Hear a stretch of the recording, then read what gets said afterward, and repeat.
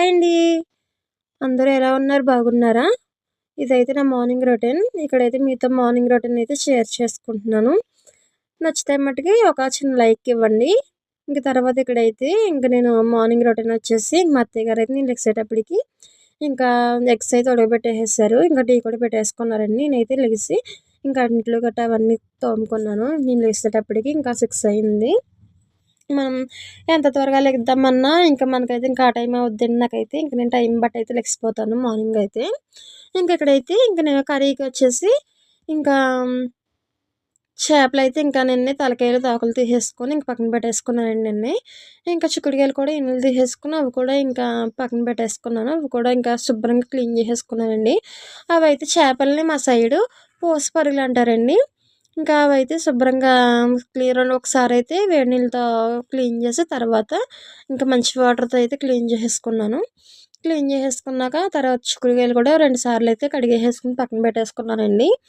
ఆ తర్వాత ఇక్కడైతే మా అత్తయ్య గారు ఇంకా సగ్గుబియ్యం జావ కోసమని అంటే బట్టలకి పెట్టుకుంటే జావ ఉంటుంది కదండి, దానికోసమని ఇంకా నీళ్ళైతే పెట్టారు పక్కన.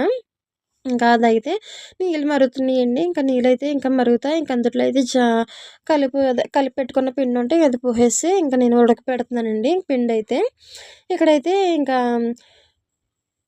పసుపరగలు కూడా వేసేసుకు ఇంకా ఆయిల్లో అయితే పసుపు కూడా వేసేసుకున్నాను కదండి. వేసేసుకున్నాక అప్పుడు ఇంకా అవి పరుగులు అదే పూస పరుగులు అంటారండి వాటిని మా సైడ్ అయితే. పూస పరుగులు అయితే ఇంకా వేసేసుకొని ఇంకా అవైతే బాగా నూనెలో అయితే ఫ్రై చేసేసుకోవాలండి. పచ్చివాసన పోయేంత వరకు ఫ్రై చేసేసుకున్నాక అంటే ఎండు చేప ఏదైనా నూనెలో మనం ఫ్రై చేసుకుంటే ఆ ఫ్లేవర్ అనేది మనకి కర్రీలో బాగుంటుందండి. అందుకని ముందైతే ఇంకా అలాగా ఫ్రై అయిపోయాక తర్వాత ఇంకా అవి ఇంకా పక్కకైతే ఇంకా తీయలేదండి నేను. ఇంకా అందులోనే వేసేసాను. ఇంకా ఆనియన్స్, పచ్చిమిర్చి కూడా వేసేసుకొని అప్పుడు ఇంకా బాగా మగ్గబెట్టేసుకున్నానండి. మగ్గబెట్టేసుకున్నాక ఆ తర్వాత నేను పక్కన ఇంకా చిక్కుడుకాయలు కూడా కోసి పెట్టేసుకొని ఇంకా క్లీన్ చేసేసుకునేవి ఉన్నాయి కదండి. ఇంకా అవి కూడా ఇంకా చిక్కుడుకాయలు కూడా వేసేసుకొని అప్పుడు కొంచెం ఉప్పు, కారం కూడా వేసేసుకొని ఇంకా బాగా కొంచెం ఫ్రై అయ్యాక అప్పుడు వాటర్ కూడా వేసేసుకొని కర్రీ మనకి ఎలా కావాలో ఇంకలకైతే తింపేసుకోవడమే అండి దగ్గర పడాక.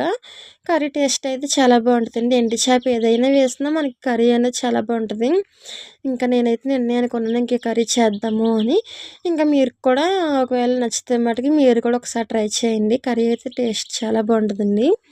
ఇక్కడైతే ఇంకా ఆనియన్స్ అయితే ఫ్రై చేసేసుకుంటున్నాను. ఇంకా కర్రీ ఎలా చేస్తా అనేది వీడియోలో మీరు కూడా చూడండి. ఇంకా ఈరోజైతే ఇంకా అలాగే ఇడ్లీ కూడా వేసాను. ఇంకా ఇడ్లీ కూడా వేసి ఇంకా చట్నీ అయితే చేస్తానండి. చట్నీ అన్నది ఎలా చేస్తానన్నది వీడియోలో మీకు